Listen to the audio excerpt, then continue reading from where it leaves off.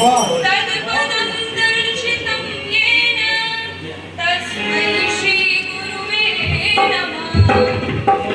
वाग्देवी मां शारदे को मेरा कोटि कोटि प्रणाम और यहाँ उपस्थित समस्त भगवत रसिक जनों के चरणों में मेरा बार-बार प्रणाम। और यहाँ हम सबके हृदय में राम जी की उपस्थिति हो चुकी है। राम जी जन्म लिए हैं, अंगने में नहीं, हृदय में के अंगने में जन्म लिए।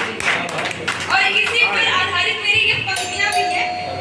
जब मैं तो आभार नहीं प्रकट कर सभी लोगों का, संचालक भैया जो भी है, हम भले चेहरे से ना पहचानते हो, लेकिन वो राम का जो भाव है, एकता, वो राम का जो भाव है, प्रेम, उसको तो पहचान रहे हैं कि आज राम जो आने लिए क्यों हम सबके अंगने में राम नहीं जन्म लेते। इस बात पर गौर करना चाहिए कि राजा दशरथ और कौशल्या का जन्म हुआ क्योंकि पूर्व जन्म में वो मनु और शत्रुपा के रूप में घोर तपस्या किए थे, तब जाकर उनके अंगने में श्री रामचंद्र जी का जन्म हुआ।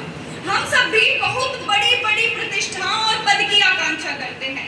बचपन से ही बड़े होते हैं तो हमें ये बताया जाता है कि भाई तुम सबसे ऊंचा पद देखो, आईएएस बनो, पीसीएस बनो, उसके नीचे और कुछ नहीं सिखाया जाएगा। बनना है तो संसद भवन में पहुंचो, या बनना है तो एकदम डिप्टी कलेक्टर ही बनो, नीचे कुछ नहीं, सबसे ऊंचे पद की प्राप्ति करो। लेकिन हमें ये आकांक्षा, हमारे मन में ये ललक कभी नहीं डाली जाती कि उस परमात्मा की आकांक्षा करो जो आदि अनंत अखंड अछेद अभेद है। उस परमात्मा को अपने हृदय के अंगने में तुम लाओ और परम पद की प्राप्ति करो। मैं आप सभी के और अपने भी हृदय के अंगने में उनको प्रकट करना चाहती हूँ और कहना चाहती हूँ कि राम कब जन्म लेते हैं? जब वचन निभाने खातिर मृत सैया पर छोड़ पिता को हम वन के कंटक चुनते हैं, तब राम जन्म लेते हैं। एक बार श्री रामचंद्र जी के चरित्र को देखें और स्वयं का भी आकलन करें और इस बात का कि राम कितने हमारे हैं और हम राम के कितने हैं। श्री राम का जीवन चरित्र का एक सांचा है। श्री राम चरित्र जो है वो एक सांचा है और इसमें कोई भी ढलकर राम हो सकता है। फिर सुनिए कि जब वचन निभाने खातिर मृत सैया पर छोड़ पिता को हम वन के कंटक चुनते हैं, तब राम जन्म लेते हैं।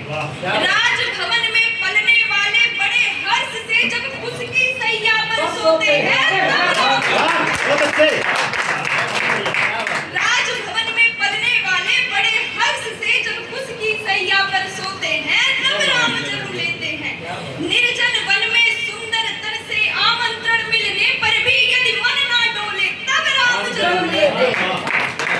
निर्जन वन में सुंदर तन से, सुपर्णखा याद आई? निर्जन वन में सुंदर तन से आमंत्रण मिलने पर भी यदि मन ना डोले, तब राम जन्म लेते हैं। पुरुषोत्तम होकर के भी, ये बात समझिए कि पुरुषोत्तम को प्रेम नहीं होता। आजकल ये अवधारणा बनती है कि पुरुष के हृदय में प्रेम पनप नहीं सकता।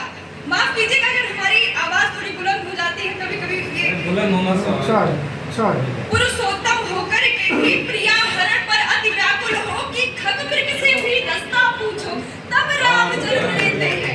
पुरुष होना ये नहीं है कि हम पत्थर हो जाए, पुरुष में भी प्रेम जन्म सकता है और इतना जन्म सकता है कि आपको खगमृग भी चेतन, आपको जड़ भी चेतन नजर आने लगे, खगमृग से भी आप अपनी बात कहने लगे, इतना प्रेम हो सकता है।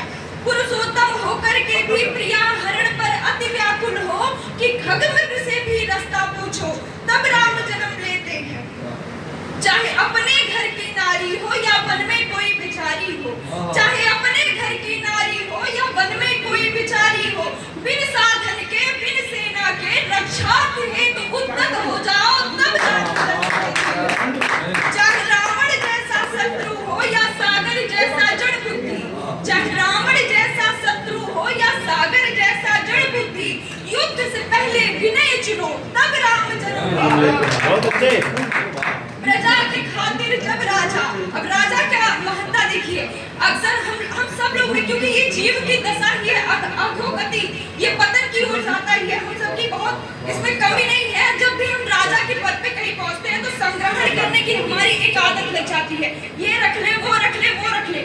लेकिन जो श्री रामचंद्र जी को आराध्य मानते हैं, जो श्री रामचरितमानस को आराध्य मानते हैं, उनके अंदर क्या होना चाहिए? प्रजा के खातिर जब राजा निज संबंधों की आहुति दे, खुद वियोग में रहकर भी सबके सुख का ख्याल करे, तब राम जन्म लेते हैं।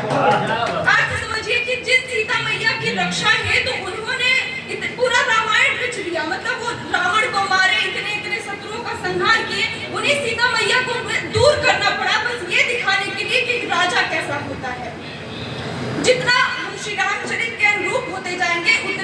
से निकट हो